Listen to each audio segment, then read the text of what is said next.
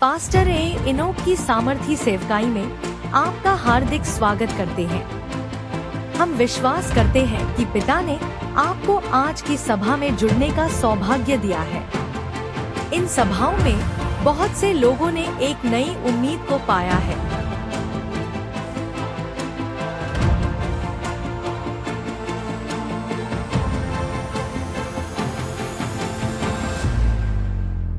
बहुत से लोग छुटकारा पा चुके हैं।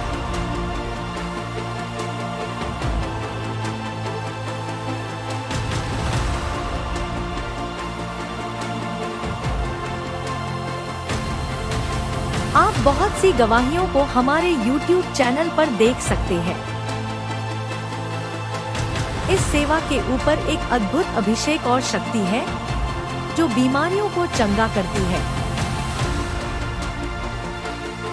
गरीबी के अभिशाप को हटाती है। हमने बहुत से बच्चों को चंगाई प्राप्त करते हुए देखा है। पास्टर इनोक प्रभु की आत्मा से भरकर लोगों के लिए भविष्यवाणी करते हैं और उन लोगों का जीवन फिर से टूटा फूटा नहीं रहता है। आज की इस सभा में आप यीशुआ के वचन को सीखें और चमत्कारों को प्राप्त करें। पवित्र आत्मा आपको स्पर्श करेगा। प्रभु यीशुआ के नाम से आमीन। हालेलुया, शलोम। प्रभु यीशुआ के नाम से मैं आपका स्वागत करता हूं इस ब्रॉडकास्ट में। और हम विश्वास करते हैं कि पिता के आत्मा ने आपको बहुत ही अच्छे तरीके से रखा है और हम इस बात के ऊपर बहुत गहरे रूप से, बहुत दृढ़ता से विश्वास करते हैं। जैसे वचन में लिखा है कि मनुष्य केवल रोटी से ही जीवित नहीं रहेगा, बल्कि पिता के मुख से निकलने वाली हर एक बात के द्वारा उसका जीवन सच्चाई में, भलाई में और अच्छे स्वास्थ्य में चलता रहेगा। और मैंने बाइबल में से एक बात को बहुत गहरे रूप से देखा है कि एक मनुष्य जब अपनी सोचों के द्वारा, अपने ही ख्यालों के द्वारा घिरा होता है तो वो परमेश्वर से, पिता से वह प्राप्त नहीं कर सकता जो सदियों से, कई वर्षों से उसके लिए पिता ने रखा हुआ है। जैसे मैं अक्सर कलीसिया को बताता हूं कि एक व्यक्ति 38 साल से वो एक किनारे पे पड़ा हुआ है, किसी को उससे कोई फर्क नहीं पड़ रहा है। यहां तक कि स्वर्ग से उतरा हुआ एक दूत उसकी आंखों के सामने, और मैं यकीन मानता हूं कि यहां तक कि उस स्वर्गदूत को भी पता है कि यह व्यक्ति कितने सालों से वहां पे पड़ा हुआ है, लेकिन उसका निवारण नहीं हो रहा है, उसके जीवन को गति नहीं मिल रही है। क्यों? क्योंकि हम आजादी के साथ साथ हमने छुटकारा पाया। हम ये विश्वास मानते हैं, हम सब कहते हैं हमने बाइबल के अनुसार यीशुआ के लहू के द्वारा छुटकारा पाया, लेकिन आप पवित्रता, आत्मिकता और स्वर्ग के नियमों से हम बिल्कुल भी आजाद नहीं हो चुके हैं। नियमों से घिरे हुए हैं, अच्छे नियमों से घिरे हुए हैं, और अगर वह नियम नहीं होंगे तो हम बर्बाद हो जाएंगे। वो नियम अगर हमारे जीवन में हम उनकी सूझबूझ से हम उनका सहारा नहीं लेंगे तो किसी को कोई फर्क नहीं पड़ता है, चाहे आप 38 साल से वहां पे पड़े हैं या 100 साल से। मैं अक्सर लोगों को बताता हूं, कई दरवाजे 100 साल से हमारे लिए बंद पड़े हैं। कई लोग बोलते हैं अरे मेरी उम्र तो 100 साल नहीं है, लेकिन आप हो सकता है 30 क्यों, 35 क्यों, 25 क्यों, 18 क्यों, 6 साल क्यों, या यदि 1 महीने का भी बच्चा क्यों ना हो, उस व्यक्ति की जो जड़ें हैं वो सदियों से सदियों तक जुड़ी हुई हैं। तो कुछ काम जो आपके लिए होना है वो नियमों के अनुसार होता है। और सबसे बड़ा नियम मैं देख रहा हूं बाइबल में से, अनुग्रह को प्राप्त करने का एक नियम है अपने आप की जांच करना, अपने आप को पिता के सामने उसी रीति से रखना जैसा वो चाहता है। और कोई कहेगा मैंने तो अपना जीवन पूरा समर्पण कर दिया पिता के सामने, तो अब ये पूरी जिम्मेवारी जो है, पूरी रिस्पॉन्सिबिलिटी अब स्वर्ग की हो जाती है। स्वर्ग ही मुझे सुधारे, स्वर्गदूत ही मुझे सुधारे। लेकिन प्रियो, आपको समझना है कि पिता ने हमें एक बहुत ही बहुमूल्य वरदान दिया है, और वो बहुमूल्य वरदान है हमारी स्व इच्छा का, हमारी सेल्फ विल का। और पिता कभी भी उस इच्छा के विरुद्ध जाके काम नहीं करते। और आपके लिए गुड न्यूज है, जो लोग सोचते हैं कि पिता मेरा न्याय करता है और स्वर्ग मेरा न्याय करता है, इस बात की पड़ताल करने के लिए हमारे अंदर क्या चल रहा है और इसकी रिस्पॉन्सिबिलिटी पिता ने अपने पास नहीं रखी है, बल्कि वह हमें दे दिए, क्योंकि उसने हमें सूझबूझ, अक्ल, समझ ये सब दिया है, ताकि हम अपने अंदर क्या चल रहा है उसकी हम जांच पड़ताल कर पाए, वहां पे हम देख पाए कि क्या चल रहा है। और इन दिनों में आप समझ लीजिए कि हम आखिरी से आखिरी दिनों में चल रहे हैं, जब यीशुआ किसी भी समय इस पृथ्वी के ऊपर आएंगे न्याय को लेके, एक ऐसा न्याय जो वो नहीं लाना चाहता है अपने लोगों के ऊपर, लेकिन वो लाना पड़ेगा। इसीलिए बाइबल की एक सबसे सुंदर नियम की ओर मैं आपको लेके जाना चाहता हूं, और वो नियम है, पिता ने हमें एक ऐसा वरदान दिया जिसे हम, जैसे मैंने आपको बताया, वो स्व इच्छा। उस स्व इच्छा के द्वारा हम अपने आप की जांच करें। Praise the Lord, hallelujah. हम अपने आप की जांच करें। ये सुन के आपको बहुत ज्यादा अजीब लगता होगा कि मैं अपनी जांच कैसे कर सकता हूं। आप कर सकते हो। आप हो सकता है डॉक्टर नहीं है, इसलिए आप मेडिसिन से रिलेटेड अपनी जांच नहीं कर सकते, लेकिन पिता ने आपको एक विवेक दिया है, मुझे एक विवेक दिया, मुझे एक कॉन्शियस दिया है, और मुझे मेरे कॉन्शियस से ज्यादा कोई भी नहीं पहचानता है। लोग अक्सर बाइपोलर डिजीज के बारे में बात करते हैं, लोग बात करते हैं एक ऐसी बीमारी के बारे में जो हर समय अलग अलग रूप लेती रहती है एक मनुष्य के अंदर। वो व्यक्ति कभी बच्चा बन जाता है, कभी बड़ा इंसान बन जाता है, कभी बूढ़ों की तरह एक्टिंग करता है, तो वो एक बाइपोलर डिजीज। लेकिन मैं आपसे, जिसको दोहरा मापदंड कहते हैं, दोहरा रूप हम कहते हैं, जिसको हम कहते हैं एक व्यक्ति के अंदर दो प्रकार के रूप कार्य कर रहे हैं, एक समय एक है, दूसरे समय एक है। लेकिन मैं आपसे पूछना चाहता हूं कि क्या मनुष्य उस बाइपोलर डिजीज का हिस्सा नहीं है? क्या एक व्यक्ति जिसने बपतिस्मा भी पाया है, जिसने यीशुआ को अपना जीवन दिया है, क्या वो दोहरे रूप से ग्रसित नहीं है? जब हम अकेले हैं हम अलग हैं, जब हम लोगों के बीच में हम अलग हैं, जब हम अपने से छोटी उम्र के लोगों के बीच में तो हम अलग हैं, हम अपने से कम फाइनेंशियली स्ट्रांग व्यक्ति से बात कर रहे हैं तो हमारा रूप, हमारी रेखा, हमारा व्यवहार, हमारी हवा, हमारे हाव भाव सब कुछ अलग है। यदि आप अपने से बड़ों के साथ मिल रहे हैं तो आप अलग हैं। तो ये दोहरा जो रूप है ये अक्सर एक व्यक्ति के अंदर आता रहता है। लेकिन मैंने एक परमेश्वर के दास से अभी पिछले दिनों में सीखा है कि जो ये दोहरा रूप है ये परमेश्वर के राज्य से नहीं आता है। तो प्रभु ने हमें एक होने के लिए बुलाया है, एक विश्वास, एक आशा, और एक ही प्रभु और एक ही बेटा। यदि मैं जैसा पिता के सामने हूं वैसा ही मैं अपने परिवार के सामने हूं, जैसा मैं अपने परिवार और पिता के सामने हूं वैसा ही मैं वर्ल्ड में हूं। जिसका मतलब हो सकता है एक नॉन कॉम्प्रोमाइजिंग लाइफस्टाइल, एक ऐसी जीवन शैली जिसके अंदर कोई भी कॉम्प्रोमाइज नहीं है, जिसके अंदर कोई भी आप कॉम्प्रोमाइज करके, मांडली करके, जिसमें आप अपने आप को किसी और के अकॉर्डिंग ढाल के खड़ा करें। और ऐसे जीवन को जो एक ही तरह का रहता है उसे हम बोलते हैं धार्मिकता की जीवन शैली। और अंत के दिनों में, कुछ दिन पहले मैं अपनी टीम के साथ था, अपने भाइयों के साथ जो मेरी सेवा में मेरी मदद करते हैं, मेरे साथ रहते हैं, उनके साथ हम बैठे थे तो वो बात कर रहे थे कि पतरस ने कैसे स्वर्गदूत का सहारा लिया और दूसरे शब्दों में कैसे पुराने नियम में हम देखते हैं, और हम देखते हैं पुराने समय में अक्सर स्वर्गदूत प्रभु के लोगों की मदद करने के लिए पहुंच जाते थे।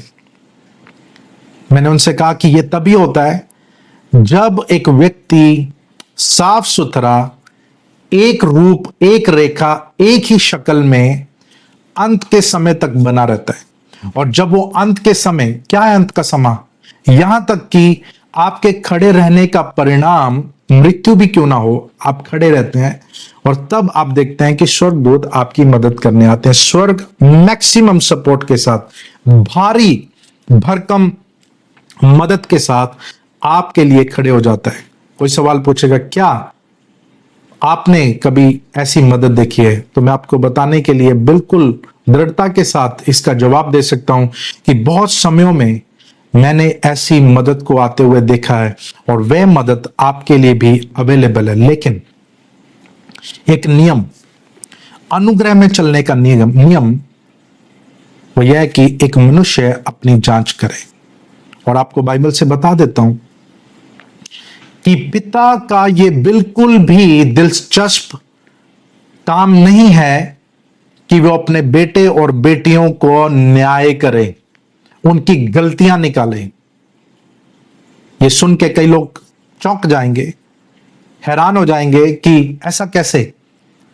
वो इसीलिए क्योंकि वो हमसे प्रेम करता है, और यदि आप किसी से प्रेम करते हैं तो आप उनकी गलतियों के ऊपर नहीं, बल्कि आप उनकी अच्छाइयों को अपने सामने रखते हैं। यदि आप किसी को चाहते हैं तो आप हमेशा उनके लिए एक जगह छोड़ देते हैं। आप एक ऐसे समय को उनके लिए निर्धारित कर देते हैं कि ये समय रहने पे अपने आप को ठीक कर ले। और ऐसा हम शादियों में देखते हैं, माँ बाप और बच्चों के रिलेशनशिप में हम देखते हैं कि ऐसा करने के लिए बहुत सारे लोग रेडी रहते हैं कि वो जिनसे प्रेम करते हैं उनके लिए थोड़ा लहजे से कुछ रूम उनके लिए छोड़ दें, उनके लिए कुछ ऐसी जगह छोड़ दें कि जहां पे उन्हें सुधरने का मौका मिल जाए। जैसा हम उड़ाऊ पुत्र के समय के लिए देखते हैं, पिता ने एक सेकंड भी नहीं लिया अपने बेटे को गले लगाने के लिए।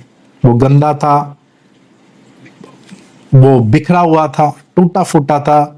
वो यहां तक कि ये सोच के आया था कि मेरा पिता शायद मुझे अपने बेटा ना भी माने, मैं नौकर बन के वहां पे काम करूंगा। लेकिन एक पिता, उसने वो रूम छोड़ा, उसने वो जगह छोड़ दी कि जब बेटे को एहसास हो।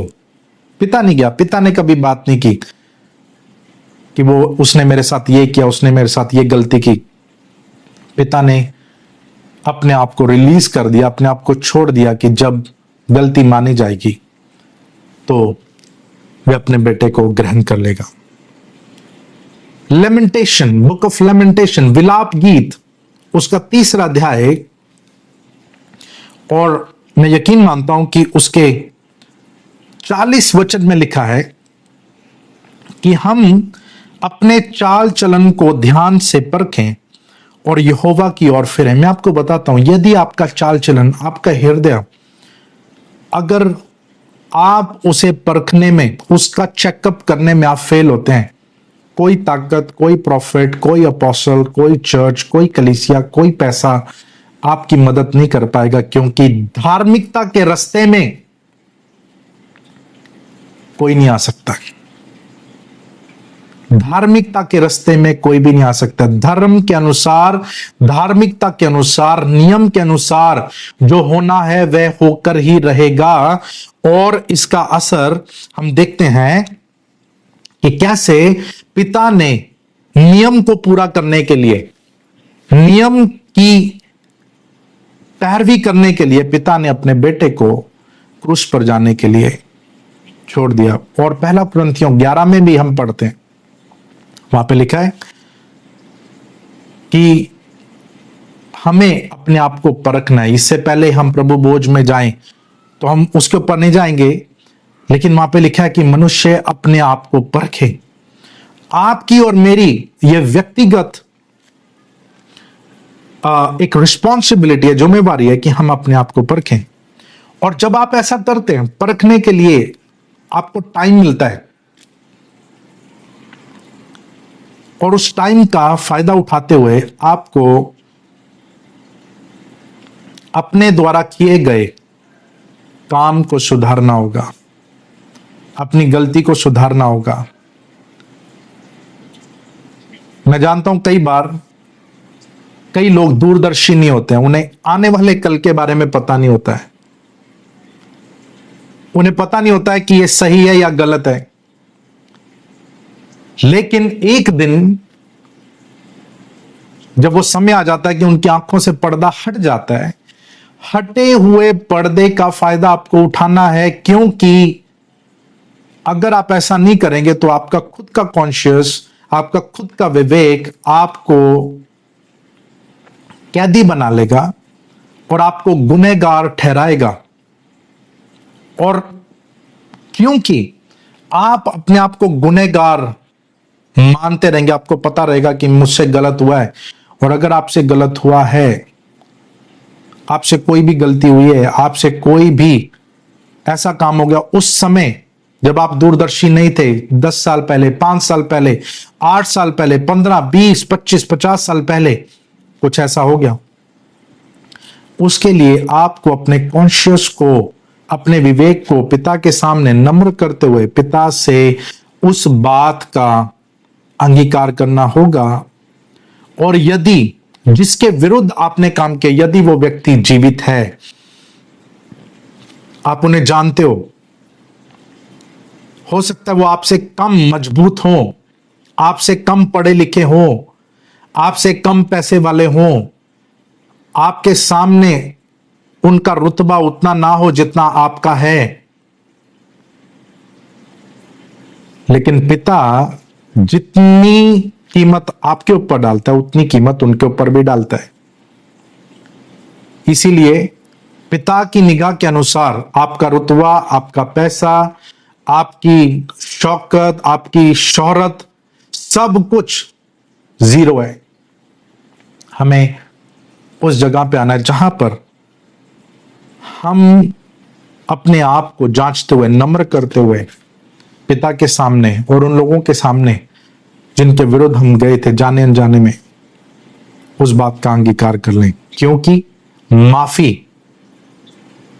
एक एक्शन नहीं है, मैं आपको बता देता हूं, माफी एक रिएक्शन है जो कि मांगने के बाद आती है,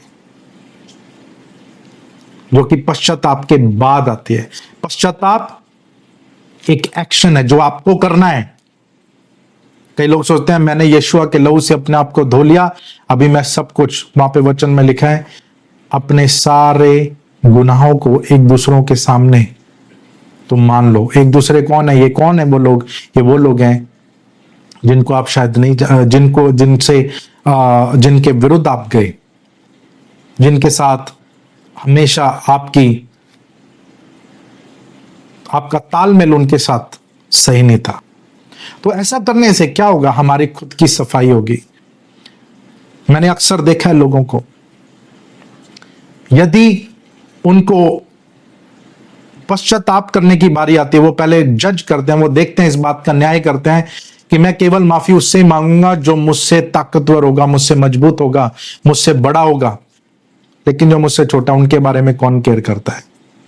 लेकिन वचन में लिखा है, यीशुआ कहते हैं, यदि इन छोटे से छोटे में से भी यदि तुम किसी का इज्जत और सम्मान करोगे, ये मेरे लोग हैं, मैं उनका करूंगा।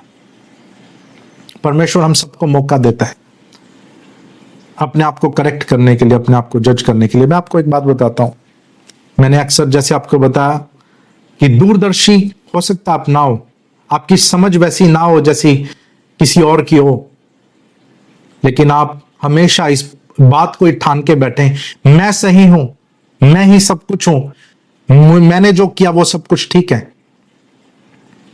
ये चीजें आपको खराब करेंगे। मैं आपको एक स्टोरी बताता हूं। बहुत साल पहले, जब मैं तकरीबन 20 साल का था, चंडीगढ़ के पास पंचकुला में एक चर्च में मैं प्रीच करने के लिए गया। उन्होंने मुझे 3 दिन का मेरा एक प्रोग्राम उन्होंने रखा। मैंने उनकी कलीसिया में एक सब्जेक्ट के ऊपर सिखाया कि यीशुआ के साथ क्या हुआ जब वो क्रूस पे से उसको उठा के उसके शरीर को कब्र में रख दिया और उसके शरीर का फिर से जी उठने के अंतराल में, उस समय के बीच में 3 दिन यीशुआ का आत्मा किधर था, क्या हो रहा था उसके साथ। तो मैंने जब उसके ऊपर सिखाया, मैंने उन्हें बताया कि यीशुआ का आत्मा उस दंड को हमारे लिए उसने अदा किया, जिस दंड को, जिस सजा को मैंने और आपने काटना था। और वचन में से लेके उनको सिखाया। उनको ये बात पसंद नहीं आई, उन्होंने कहा नहीं, ये ऐसा नहीं हो सकता। फिर मैंने आपको जैसे बताया, कई बार आप दूरदर्शी नहीं हैं, लेकिन परमेश्वर इस बात का पक्षपात नहीं करता है कौन छोटा है, कौन बड़ा है, कौन कहां पे है, कैसे है, लेकिन वो सबके लिए अपनी आत्मा के द्वारा वो काम करता है, वो बता देता है, प्रकाशन के द्वारा अपने लोगों से बात करता है। तो इन्होंने उसी समय इस परिवार का, इस कलीसिया का एक और कलीसिया थी दिल्ली में, वहां पे भी इन्होंने मेरी मीटिंग्स बुक की थी और उन्होंने मेरे लिए वहां पे होटल का इंतजाम किया हुआ था, जो कि होने वाली मीटिंग्स थी। मेरे लिए गाड़ी का इंतजाम किया था, सब कुछ था। लेकिन दूरदर्शी ना होने के कारण, जिसको मैं समझता हूं, इट्स ओके, ये बात ठीक है। अगर आप किसी बात को नहीं समझते हैं तो आप कह सकते हैं कि ये गलत है और आपको इंतजार करना है मेरे बदलने का या फिर खुद के बदलने का। यदि मैं गलत होऊंगा तो मैं बदलूंगा, यदि आप गलत होंगे तो आप बदलेंगे एक दिन। लेकिन उस समय में हमने किसी को नीचा ठहराया, हमने किसी को नीच समझा, हमने किसी की बेइज्जती की, उस समय में किसी का हमने अपमान किया, किसी के स्वाभिमान को हमने छेड़ा। उसका पश्चाताप होना जरूरी है। और जैसे मेरी जो मीटिंग्स होने वाली थी कलीसिया में, दिल्ली के उनके चर्च में, उन्होंने बड़ी दृढ़ता के साथ एक बड़े ही अभिमानी स्वभाव के साथ मुझे कहा कि आपकी हम मीटिंग्स नहीं कर रहे हैं, हम आपको नहीं बुलाएंगे, आज के बाद ये कुछ नहीं होगा, हमारा और आपका कोई तालमेल नहीं है। मैंने उन्हें समझाने की कोशिश की कि हमें तालमेल रखना जरूरी है। मैंने उनको फोन्स किए कि ताकि मैं चाहता था कि हो सकता है उन्हें मेरी बात समझ ना आए, लेकिन अगर उन्हें मेरी बात समझ नहीं आई, इसका मतलब ये नहीं है कि हम रिश्ता तोड़ देंगे। हम फिर भी एक रिश्ते में रह सकते हैं, हम, क्योंकि हम मसीह में एक हैं। मैं जानता हूं एक बीमारी कलीसियाओं में आजकल लगी हुई है, हम नंबर 1 है, नंबर 1 कलीसिया, वर्ल्ड की नंबर 1, देश की नंबर 1। बाइबल में लिखा है कोई नंबर 1 नहीं है, हम सब एक हैं।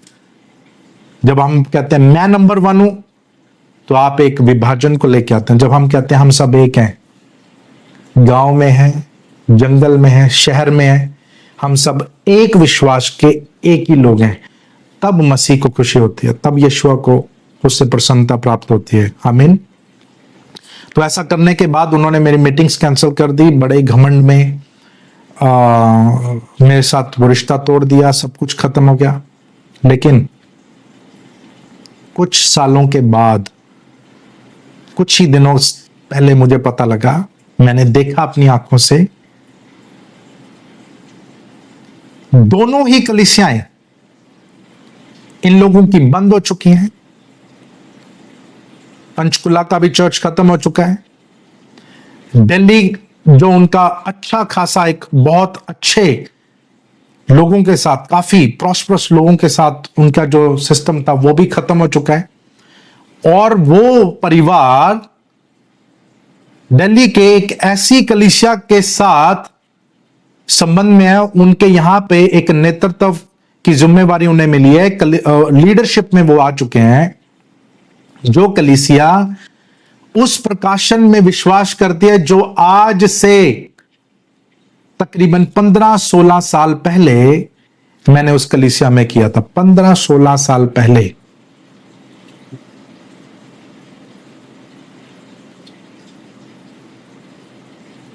और वो उस कलीसिया का भाग बन चुके हैं। और जो दिल्ली का ये बड़ा चर्च है, ये बड़ी निडरता के साथ, बहुत मजबूती के साथ उस प्रचार को करता है, वर्ड ऑफ फेथ को सिखाता है, जो मैं लेके चल रहा था। विश्वास की शिक्षा को बड़ी निडरता के साथ ये कलीसिया सिखाते हैं। ये परिवार उनका भाग है, लेकिन पास्टर इनॉक के साथ कोई रिश्ता नहीं है। मालूम ऐसा क्यों होता है? ये इसीलिए होता है, जब आप बदल के भी बदले नहीं हैं, जब आप अपने अंदर चेंज ला के भी आप पीछे छूट चुके हैं। क्योंकि वचन क्या सिखाता है? हमें अपनी जांच करनी है। मैंने आपको जैसे सिखाया, मुझे इस बात से कोई आपत्ति नहीं है कि किसी ने मुझसे माफी मांगी, मुझसे कहा या मेरे साथ तालमेल किया, लेकिन मैं आपसे बात कर रहा हूं कि हमें अपने आप को जांचना है। क्योंकि कई समय जब आपको लग रहा है कि मैं बदल चुका हूं, तब भी आप बदले नहीं है। जब आपको लग रहा है कि अब तो सब कुछ बदल गया, तब भी आप बदले नहीं है, क्योंकि अभी भी आपने बैगेज पीछे छोड़ दिया है और हम नियमों से घिरे हुए हैं। ये नियम, बढ़ोतरी के नियम, विश्वास के नियम, अनुग्रह को प्राप्त करने के नियम, जब वो पूरे होंगे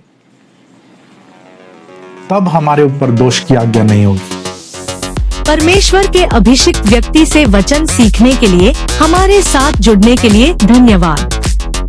आप हमारी ऑनलाइन और ऑफलाइन सभाओं में आ सकते हैं और अधिक आध्यात्मिक सहायता के लिए हमसे संपर्क करें।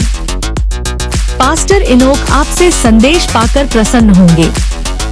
पिता की शांति आप पर बनी रहे। आमीन।